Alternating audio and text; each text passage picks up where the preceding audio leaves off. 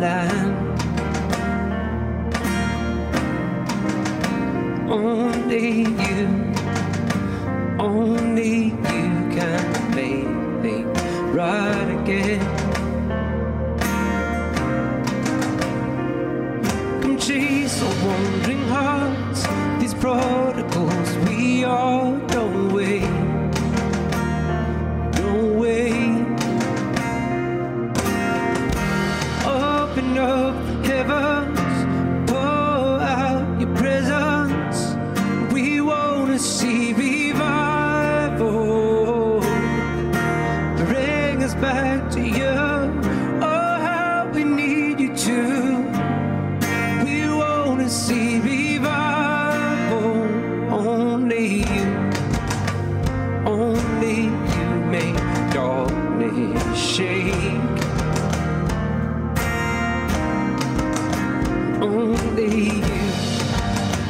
Only you can make dry bones awake.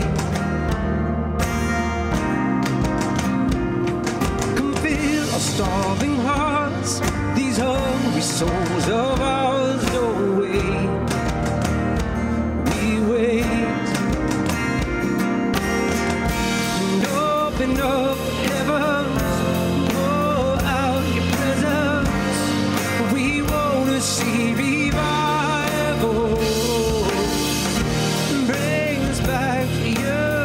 Oh, how we need you to. We wanna see revival.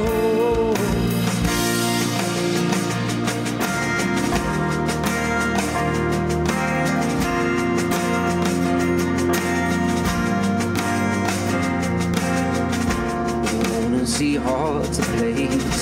We wanna see people changed. We wanna see revival, revival. We wanna see mercy win. Hope is to hope again. We wanna see revival, revival.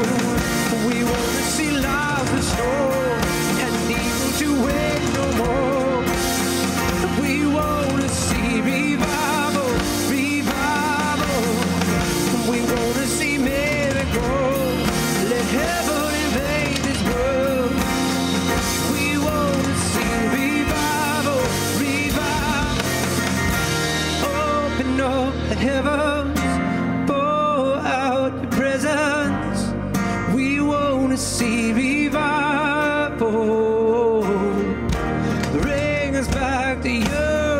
Oh, how we need you to. We wanna see revival.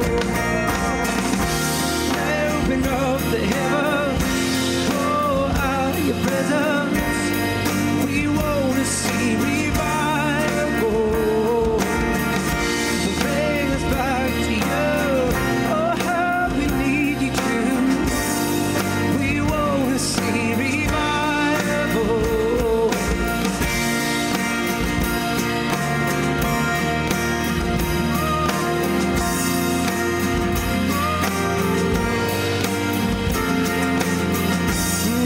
Open up the heavens, pour out your presence. We wanna see revival. Bring us back to you. Oh, how we need you to.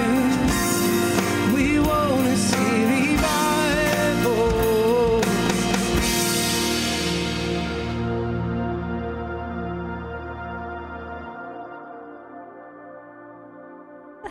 Hi Table Tribe, it's so good to see you this morning. Thanks for joining us again. My name is Janelle, and usually I'm in the back with our littlest, youngest worshipers, but today I get to be with you, so that's pretty cool.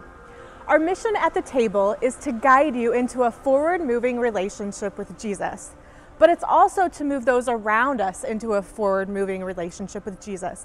So if you could like and share this message, that would help us to do that. We are in the second part of our series called Won't You Be My Neighbor? But before we get to that, I want to go back to the segment, Won't You Meet My Neighbors? I want you to meet Teresa and her family.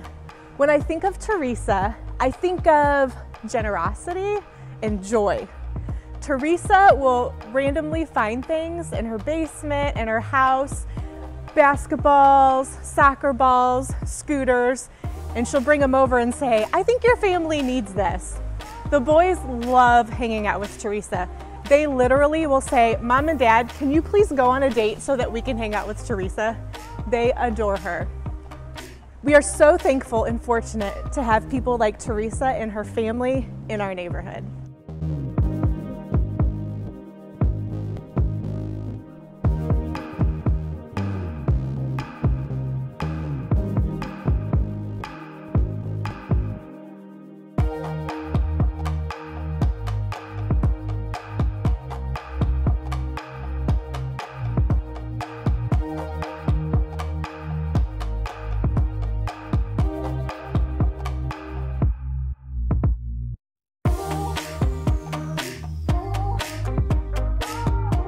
Table Tribe, it is so good to see you this morning. Thanks for joining us online and for taking time out of your busy schedule to be with us today. I know you could be doing all sorts of things, and I promise we're not going to take up a lot of your time this morning because I know you're okay, maybe you're not overly busy, but there are things you probably want to do today.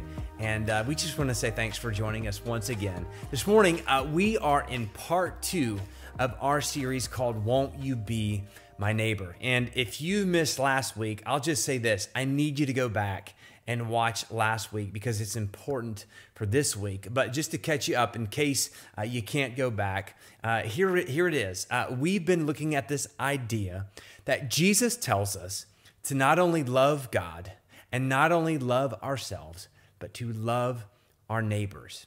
And we posed this question last week. What if we started with our actual neighbors? And it's funny, Jesus says from the very beginning, he says, if you just do this, and you will live. And we talked about this idea that live means to experience God's gift of life.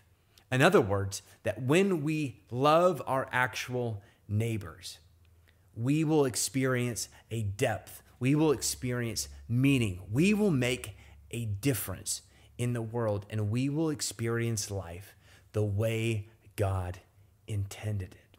And so we asked this question, or we just had this thought last week. We said, perhaps your neighborhood is the gift that God gave you to make the greatest impact in the world.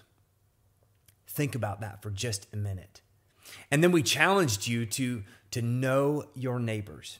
And so I'll put up the chart here this morning, but we said, hey, let's just fill in the 8 closest neighbors that we know, or maybe we don't know.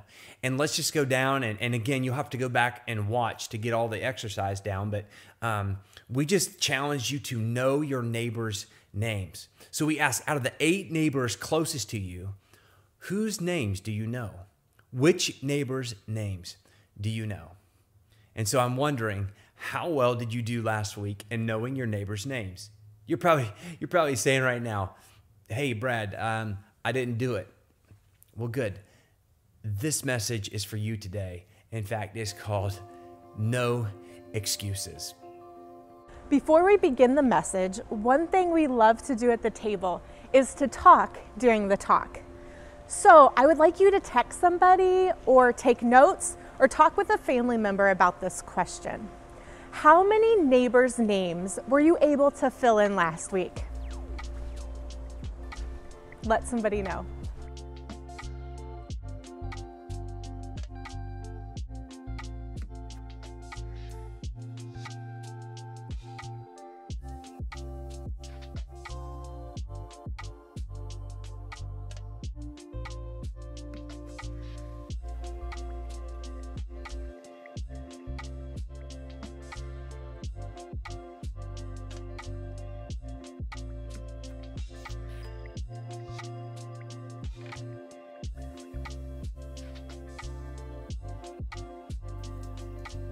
There was a time in my life where I wasn't a pastor, and I can remember it was kind of the time where I was sort of questioning my faith.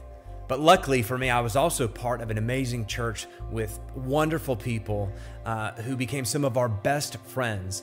And their investment in us allowed me to grow in my faith more than ever before. In fact, it was their investment in me that honestly allows me to be here in this moment. And for that, I'm thankful. But I loved that they were so open to people. In fact, you know this about the table. We want everyone to belong here, right? We believe everyone belongs here.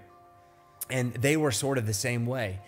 And I remember a young gentleman one Sunday walking in off the street. And you could clearly see that he was having a tough time. I mean, you could clearly see that his life was broken, that he was struggling with something.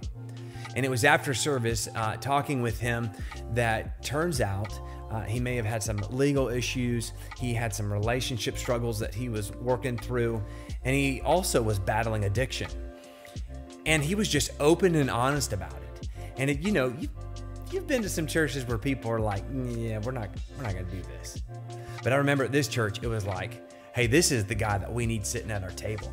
And so after church, we started inviting him out for lunch. He would come over and we would go out to lunch together after church, a whole group of us, and we would just talk about life and our struggles. And I remember over time, we became good friends and we've got to know him. But there was a Friday that I can remember. I'm ashamed to admit this. There was a time, one Friday, I was driving home. It was a long week, long hours. I was sitting in traffic and I received this text that just said, hey, can we hang out tonight? Maybe we just grab some pizza, just sit around and talk. I think I could really use this. Now, I remember getting that text and I remember thinking about, I just wanted to go home and I just wanted to hang out with my wife. Now, I'm ashamed to admit this, but for about 30 minutes, I just ignored that text. I just let it go. And as I look back, I think about it, there were two excuses, or there were two factors on why I just decided to let it go. The first one was time.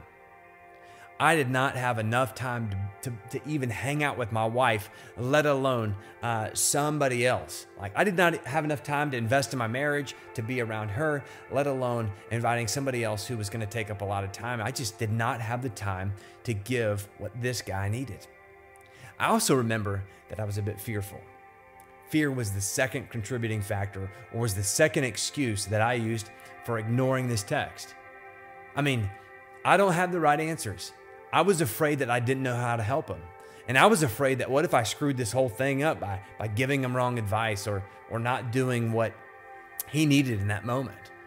And so because of those two things, time and fear, I just ignored it. Let's just be honest this morning. Time and fear are the two biggest go-to excuses that we have when it comes to virtually everything, while also including loving our neighbors. I get it. You get it. Like, we wake up in the morning, we're already checking emails, we're already on our computers, your kids are at your bed already asking for breakfast, you haven't even had a chance to have your coffee yet, and it's like already 100 miles an hour. And so you're getting everybody ready for the day, you can barely get yourself ready for the day, you're kind of eating as you're running out the door, you're grabbing the kids, you're throwing them in the car, taking them off to daycare, right? And then you go to work and you're swamped all day and you're exhausted and tired, and then you pick up the kids when you come home and you grab some takeout because you don't have time to make dinner for the family, or then next thing you know, you're off to showers, you're getting ready for bed, you sit down, maybe you watch some TV, you're checking emails that maybe you missed throughout the day because you don't want to miss work when you're at home, right? So we're checking our emails when we're at home, and then we're probably watching a few things before we go to bed. I don't know, YouTube or whatever show you watch before you go to bed. I love watching YouTube channels. I don't know, I just do. But it's busy, busy, busy, busy, and you just do not have time. You do not have time for one more thing. The other thing is fear, right? Fear is a big factor in why we actually struggle to love our neighbors. I can remember one year we thought it would be a fantastic idea to not have a Super Bowl party at the church, and we decided that, hey, let's have everybody host their own Super Bowl parties and invite their friends. And so, to be a good example, we tried it, and I took my little guys with me as a source of confidence because I was afraid. And I can remember we knocked on one door and the neighbor didn't even get up to acknowledge our presence, just yelled from the living room, "What do you want?" And I gotta be honest, it was a bit intimidating. And I think when it comes to caring for our neighbors and being present for our neighbors, time and fear are the two biggest excuses for not making a difference. So this morning, I want to look at a story that we find in the Bible. And I know if you're new to faith, you're probably like saying, the Bible, really? Listen, I love looking at Gospels, and today we're going to be in Luke's Gospel. And the reason why I love the word gospel is because it means good news. And I love getting up and reading every morning some good news, as opposed to what we normally read, which is bad news and sometimes fake news, right? Anyway, why not change your day up and put some good news in your life? But we're going to leave where we left off last week, and we're going to pick up a story about a woman who sort of goes through what you and I go through, our excuses that we go through when it comes to our neighbors. And so here's what the story says. It says, as Jesus and his disciples were on their way, he came to a village where a woman named Martha opened up her home to him. She had a sister called Mary who sat at the Lord's feet listening to what he said. But Martha was distracted by all the preparations that had to be made. She came to him and asked, "Lord, don't you care that my sister has left me to do all the work by myself? Tell her to help me." As I read this story this week, it reminds me of my grandmother. Martha reminds me of my grandmother, and I bet she reminds you of your grandmother or somebody who was responsible for always making Christmas, Easter, and Thanksgiving meals. I can remember as a young kid, my grandmother was always distracted. You've had this experience, right? The dinner's ready, the preparations are made, everything's ready to go. You sit at the dinner table to say grace. And I can remember right as we were getting ready to pray, my grandmother would always get up to grab one more thing. And we'd say, "Come on, Grandma, it's time to eat," you know? And then she'd come and she'd sit down and somebody would say grace, and then she would go and she'd get back up immediately because she forgot the butter or there wasn't enough butter, you know? And again, we'd encourage her, just sit down. You've worked so hard. If you could just sit down, that'd be fantastic. And next thing you know, she sits down, she takes a bite or two of her food, and then she's up to get the jelly, or she's up to get the rolls because somebody ate them all. And then she'd sit back down, and then she'd eat some more, and then she'd get back up, and she'd go because, you know, we're out of homemade noodles. And it was just one thing after the other. And, you know, this wonderful meal's made, you think she'd want to enjoy it with us, but she was always distracted. She was always up and down, up and down, up and down. And this is what Martha is going through in this moment when Jesus arrives at her home. Luke tells us that she is distracted, which means to be unintentionally pulled away. I do this all the time. I am unintentionally pulled away when I'm working on something on my computer that's really important. Maybe it's a message or maybe it's an email. You ever had this happen? You get these notifications that pop up that let you know you've got another email, or we work with a company that I can see their notifications come up to let us know that a project is done. And here I am working on something important. And next thing you know, I'm off looking at another email, or I'm looking at whatever project they've completed. And it takes me away from what's really important. In fact, this is what happens when we're distracted. We unintentionally prioritize what's unimportant. That's exactly right. When we are distracted, we are unintentionally pulled away. We unintentionally prioritize what is unimportant, which is a major problem. Because when we begin to unintentionally prioritize what is unimportant, we don't have time for what is. Do you notice this? Mary is sitting at Jesus' feet. Martha is not. Martha doesn't have time to be sitting at Jesus' feet. She's got more important things to do.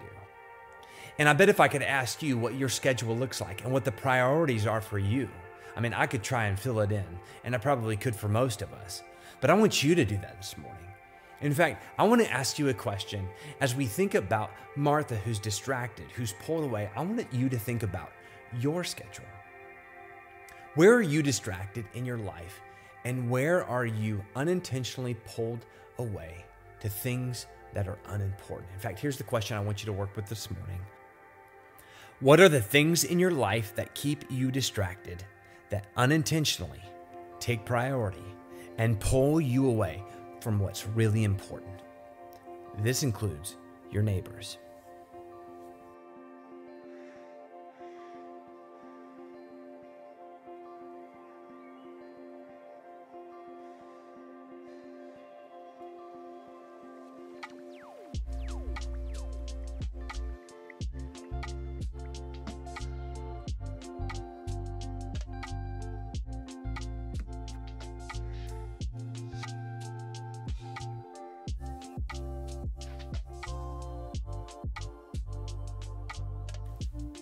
There's another layer to this story, and you've probably already guessed where we're headed because guess what? We already said it this morning. But the other excuse that Martha is dealing with in this moment is fear. That's right. It's fear. See, we can't read it from the story, but in this day, women were sort of behind the scenes. They were not like in front and center, in the middle of heavy conversations like they were having in this moment. But usually they were behind the scenes. They were homemakers, they were caretakers, they were kid controllers, like trying to keep kids from getting in the way and, messing everything up. And they were just kind of out of the way. And I think the issue this morning for Martha is not so much that she needs help. Like, it's not the distraction and that she needs help. It's the fact that her sister is doing something that nobody else is doing. She's doing in this moment what nobody else has done to this point. And I think Martha secretly wants to join Mary in this moment, but she's afraid. She's fearful to join the group. She's fearful that if she joins this group of people and she joins Mary and sits at Jesus' feet, she's afraid that her reputation would be tarnished. But here's a take on this story I've never heard before. It was just a thought I had when I was reading. And I know this is the point where you get ready to say, oh great, here comes the BLT, the Brad's Living Translation. No, you know what? I actually was thinking, what if I could have a bacon, lettuce, and tomato sandwich right now? Because I'm starving. Okay, anyway, back to the point. Here's the thing I've never thought about before that I think could be something we should think about. Maybe, just maybe, the disciples in this moment actually wanted Martha to join them. I mean, nowhere in the story, at least in this one, does it say that they didn't want Mary there. Nowhere in the story do we have this idea, this inkling, or this clue that they were kind of pushing her away and telling her she couldn't join. See, I think maybe the disciples wanted Martha to join Mary at Jesus' feet because they understood that Jesus didn't conform to the culture. He was not a culture follower. He was a trendsetter. And what was happening in this very moment was a defining, difference-making, culture-setting, Jesus-shaped moment where he redefines what the neighborhood looks like, where he redefines what community was supposed to be. And I don't know, I know that the disciples, maybe they wanted her to be part of it, but I also think they may have been more afraid than Martha was. You didn't do this in this day. Maybe they were more afraid of Martha joining than Martha was of joining. And I think that's the truth. Let's make the correlation here. I think sometimes when it comes to our neighbors, we just think that we're more afraid of them than they are of us. Have you ever considered that maybe your neighbor is more afraid of you and talking to you and knocking on your door than you are of them. Maybe your neighbor is waiting on you to make the first move. Maybe that secretly they want you to join them. They secretly want you to invite them over to your house for dinner, to have a bonfire, to just kind of hang out and get to know each other. They want that. They want to be part of a neighborhood that's connected and close. They're just afraid because they don't know how to do it. And they're just waiting on you to make the first move. And so again, I could fill in this whole section here with my thoughts about what scares you when it comes to your neighbor, but I want you to take a moment right now, and I just want you to consider, what are the things that give you fear when it comes to knowing your neighbors? In fact, here's the question I want you to talk about. You can text someone, right? You can just take notes on this and journal, but here's the question. What fear keeps you from knowing your neighbors?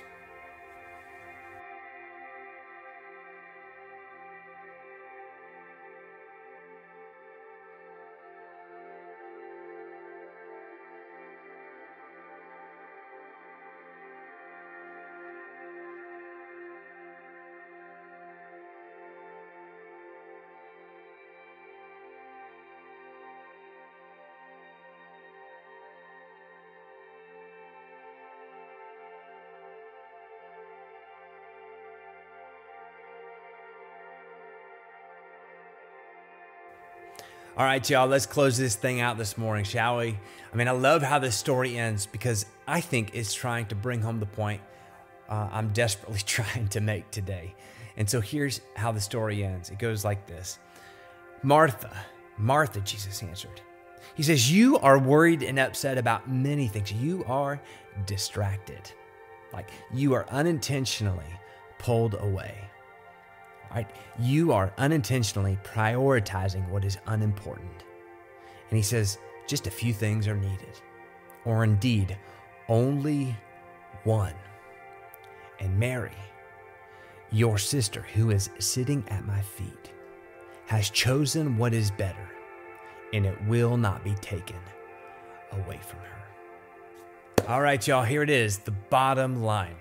And it's this: Mary made it a priority.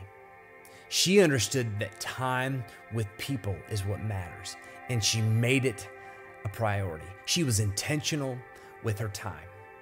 And so I just want to ask you, during this season where, again, we are present around our neighbors more than ever before, like, are you making it a priority? In fact, here's what I want you to know today, and it's this, is that our pace must allow room for people. That's right. Our pace that we keep must allow room for neighbors. And so I want to ask you, does your pace allow room for the people that are most important? Does your pace in your life allow you and afford you the opportunity when we go back to normal? Does your pace allow room for people that matter or that should matter? I get it. There are a lot of things that we think are good or that are important, but I just think there are a lot of things in our life that are just simply distractions. We unintentionally prioritize what's unimportant. And so the only way that we can go about this and doing it the right way is to make space and set a pace that allows room for people and allows time for you to be present to people. I love how John Ortberg talks about this. You know, he has coined this phrase called hurried sickness. And here's what he says. He says, love and hurry are fundamentally incompatible. Love always takes time, and time is the one thing that hurried people don't have. And so we are challenged to love our actual neighbors, to love our neighbors. And I would say this morning that we need to set a pace that allows room for people. And so here's the challenge for you this week. And here's where we're going to start. I need you and I need myself to eliminate the excuses. This is your challenge this week. eliminate the excuses. And so the first thing I want you to do is I want you to get out a pen and a piece of paper, and I want you to sit down. It won't take long. You can do it today in just a few minutes. I want you to either look through your calendar. I want you to look over the last 2 weeks, and I want you to begin to write down what you have prioritized. Has it been too much TV? Has it been too many video games? Has it been too much e-learning? I don't know. But I want to know, what has taken priority? What has distracted you from being present to your neighbors in this time where you could really make a difference? And so I want you to begin to write that down, and then I want you to begin to figure out what is a priority and what do I need to eliminate in order to make space for people. The second thing I want you to do this week is to take a neighbor that you don't know in your neighborhood. Take them some cookies, take them, I don't know, popsicles, I don't know. Do whatever you want, take whatever you want, but I just want you to go and I want you to take them something with a little note. And the reason why we're doing that is because obviously we have to social distance. In a normal setting, what I would have you do this week, and you can do this later, is just to go knock on somebody's door of a neighbor that you don't know and introduce yourself. That's right. Just go knock on a door of a neighbor that you don't know and introduce yourself. Well, this is an opportunity. This is kind of an out for you, but at least make some cookies with your family, make some cookies with your kids, write a little note to your neighbor, and just knock on the door, take it over, say hello from a distance, and then you can leave, right? Those are the challenges. Prioritize your time and get over your fear and meet a new neighbor this week. If you would you say this prayer with me this morning? Remember, the table is for you, but it's also for the people who aren't here. So we pray this prayer. Lord, bring someone across my path who needs to know you. Give me the eyes to see them, the ears to listen to them, the arms to embrace them, and the heart to love them well. Amen.